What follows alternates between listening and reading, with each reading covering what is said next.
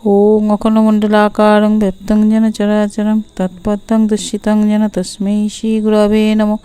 गुरुब्रह्मा गुरुविष्णु गुरुदेव महेश्वर गुरुरेव परं ब्रह्म तस्मै श्रीगुरवे नमः। पञ्चकल्पतरुभ्यश्च कृपासिन्धुभ्य एव च पतितानां पावनेभ्यो वैष्णवेभ्यो नमो नमः। अनन्तकोटि साधुगुरु वैष्णव एवं वैष्णव गोसाईचरणे दण्डवत् प्रणाम जानाई। ओं नमो भगवते वासुदेवाय नमः। ओं नमो भगवते वासुदेवाय नमः। ओं नमो भगवते वासुदेवाय नमः।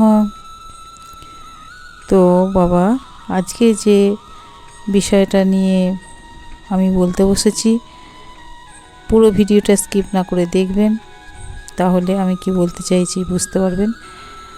তো আজকে যে প্রসঙ্গে আলোচনা করছি সেটা হচ্ছে শ্রীকৃষ্ণ কেন এই পৃথিবীতে এসেছিলেন এবং কাল যবনকে তিনি কিভাবে বধ করেছিলেন, এই বিষয় নিয়ে আজকে আলোচনা করব।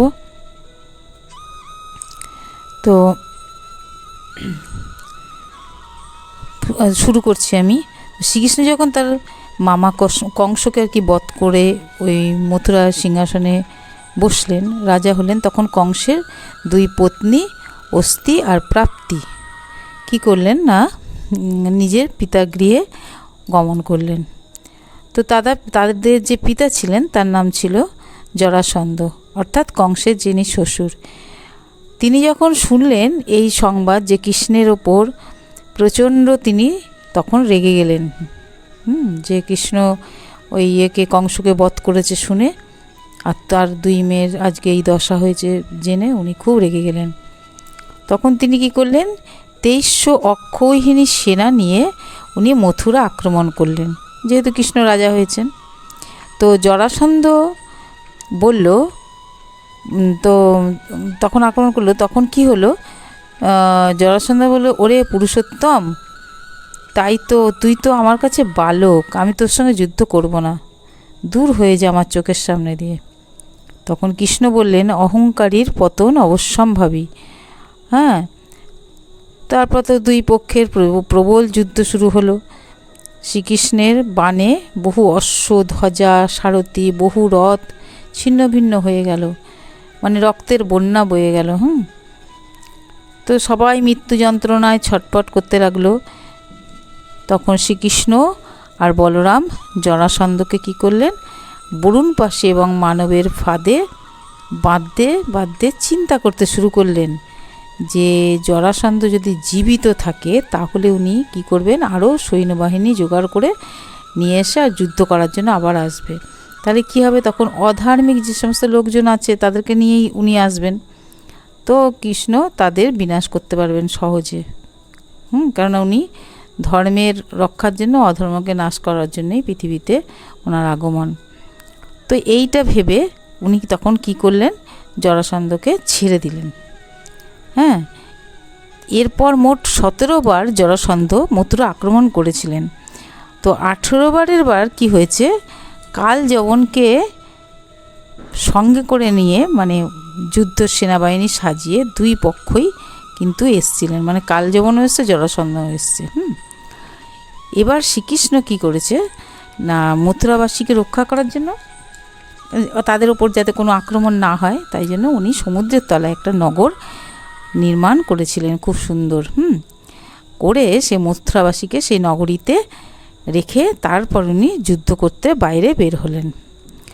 এবার হাতে কিন্তু উনি কোনো অস্ত্র নিলেন না, একদম খালি হাতে উনি বেরিয়ে এলেন। তো কাল যেমন কি দেখলেন না, তার বক্ষস্থলে শ্রীবৎস চিহ্ন দেখতে পেলেন, কণ্ঠদেশে কৌস্তবমণি, আর পদ্ম ফুলের মতো নয়ন তার, আর তার অঙ্গকান্দি মানে ঠিকরে পড়ছে জ্যোতি দেখে তিনি চিনতে পারলেন যে এই হলো কৃষ্ণ, কারণ নারদের মুখে তিনি এই কৃষ্ণের কথা শুনেছিলেন।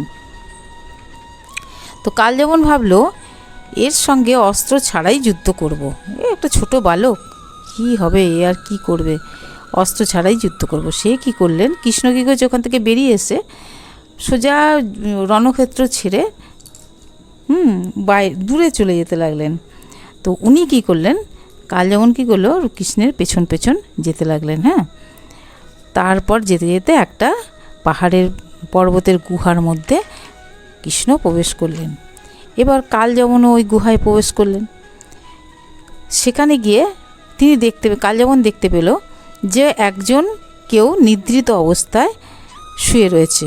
তো কাল যমন কী করলেন, সজোরে তাকে পদাঘাত করে বললেন যে মনে হচ্ছে কিছুই জানো না। আসলে উনি কাল যমন ভেবেছে এ বোধহয় সে কৃষ্ণই।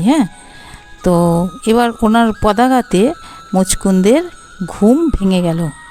তিনি রাগে কাল যমনের দিকে এমন দৃষ্টিপাত করলেন যে কাল যমন ভস্মীভূত হয়ে গেল।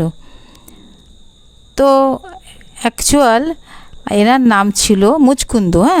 যিনি সাহিত্য ছিলেন তিনি ছিলেন মুচকুন্দ। ইনি একসময় ইন্দ্রসহ সমস্ত দেবতাদের রক্ষা করেছিলেন।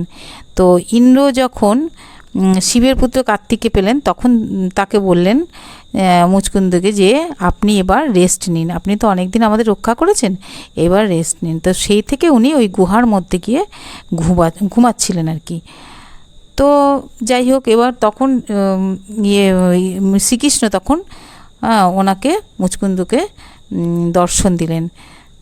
তখন মুচকুন্দ বললেন যে আমি প্রভু, আমি নিশ্চিন্তে নিদ্রায় ছিলাম, কাল যেমন আমাকে জাগিয়ে তুলেছে, তাই তো আমি রাগে ওর দিকে তাকিয়েছি, ও ভস্ম হয়ে গেছে। তখন গোবিন্দ বললেন না, এতে তোমার কোনো দোষ নেই, তো সে তার পাপেই ভস্মীভূত হয়েছে।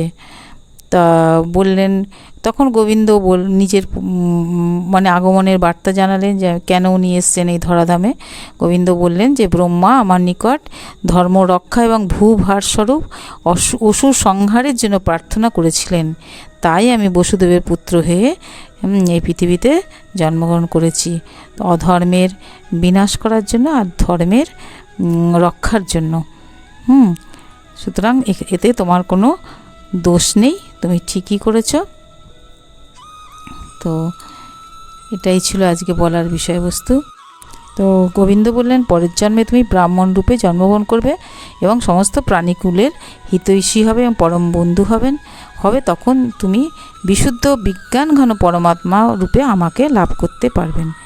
তো যারা এই ছোট্ট বড় ভিডিওগুলো দেখেন তারা লাইক শেয়ার করেন, যে পরের জন্মে তুমি ব্রাহ্মণ বংশে জন্মগ্রহণ করবে এবং সমস্ত প্রাণীকুলে তুমি হিতৈষী হবে এবং পরম বন্ধু হবে, তখন তুমি বিশুদ্ধ বিজ্ঞান ঘন পরমাত্মা রূপে আমাকে লাভ করতে পারবেন। তো যারা আমার